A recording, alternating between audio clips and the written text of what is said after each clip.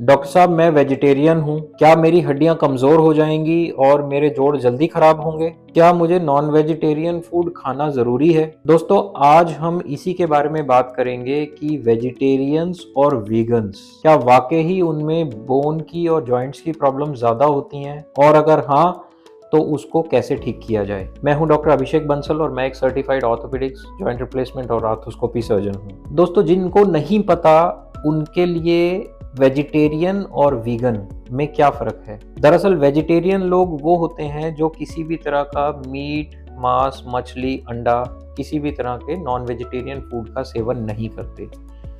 और वीगन वो होते हैं जो एनिमल ओरिजिन के किसी भी फूड का सेवन नहीं करते, जैसे कि दूध, कर्ड, दही, बटर या एनी अदर डेयरी प्रोडक्ट। दोस्तों, एक कॉमन थॉट है कि जो वेजिटेरियंस या वीगन्स हैं उनके अंदर कुछ डेफिशिएंसीज होती हैं या उनकी हड्डियां नॉन वेजिटेरियन डाइटरी हैबिट्स के मुकाबले में कमज़ोर होती हैं। अगर मैं पूरे मेडिकल लिटरेचर की बात करूं तो कोई बहुत ऑथेंटिक एविडेंस इस चीज़ का नहीं है, लेकिन एक जनरल धारणा हम डॉक्टर्स में भी है कि जो लोग वेजिटेरियन फूड पे, स्पेशली वीगन जो दूध दही तक भी नहीं लेते, उनके अंदर commonly calcium deficiencies, vitamin D deficiencies, protein deficiencies, iron deficiencies, zinc deficiencies जैसी और विटामिन B12 डेफिशिएंसीज कॉमनली पाई जाती हैं। दरअसल अगर मैं डिटेल में बात करूं तो कैल्शियम, विटामिन डी और प्रोटीन,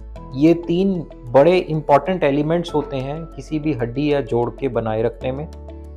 B12 एक बहुत इंपॉर्टेंट एलिमेंट है जो हमारी नर्व्स को हेल्दी रखता है, और आयरन और जिंक हमारे अंदर हीमोग्लोबिन की मैन्युफैक्चरिंग और बहुत सारे छोटे छोटे कामों में काम आता है। जो लोग वीगन्स हैं, दरअसल उनके अंदर प्रोटीन की मात्रा कम होने का सबसे ज़्यादा रिस्क होता है।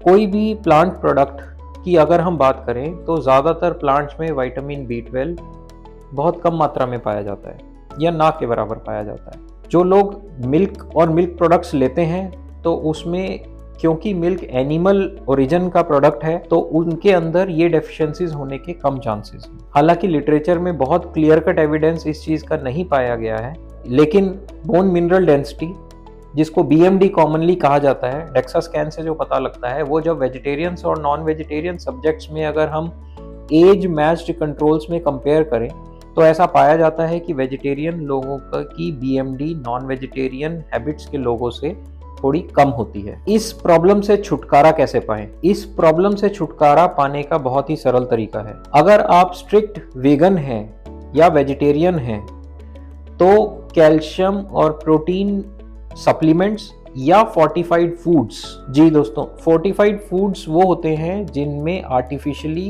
कैल्शियम या जिस भी चीज़ की डेफिशिएंसी पाई जाती है उसको आर्टिफिशियली ऐड किया जाता है ताकि वो डेफिशिएंसीज पूरी हो सके। तो आप कैल्शियम सप्लीमेंट्स या फोर्टिफाइड फूड्स का सेवन कर सकते हैं।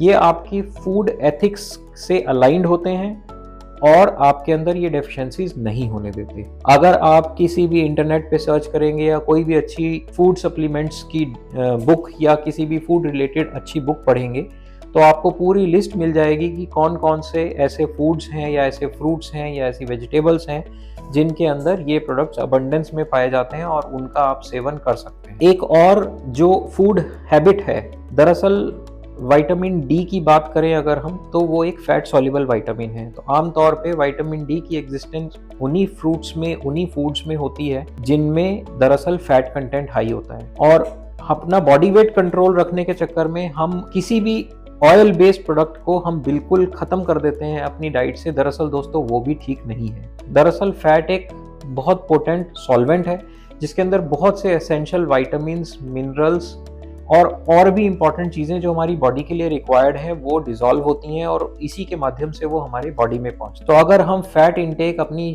डाइट में बिल्कुल ज़ीरो कर दें या बहुत ही नेग्लिजिबल कर दें तो भी हमें डेफिशिएंसीज होने का डर होता है। तो एक सर्टेन अमाउंट ऑफ फैट लेना भी इम्पॉर्टेंट है। तो दोस्तों, अगर आप वेजिटेरियन हैं या वीगन हैं तो कैल्शियम के, विटामिन डी के, विटामिन B12 के सप्लीमेंट्स लीजिए।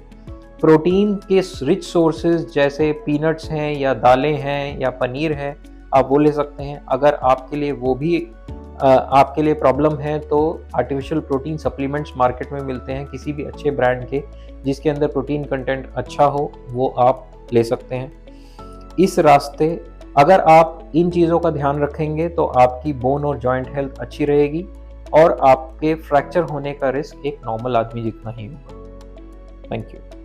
Bonoscare. Let's move.